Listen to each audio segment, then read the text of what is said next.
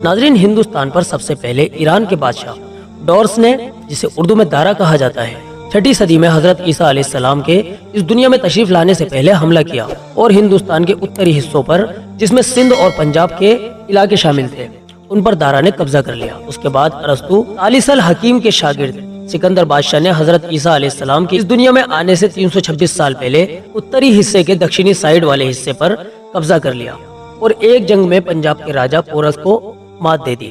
پھر بعد میں سکندر بادشاہ جب ہندوستان چھوڑ کر یونان گیا تو یہ علاقہ پورس کو ہی واپس کر دیا گیا، لیکن راستے میں ہی 33 سال کی عمر میں عراق میں اس کی موت ہو گئی۔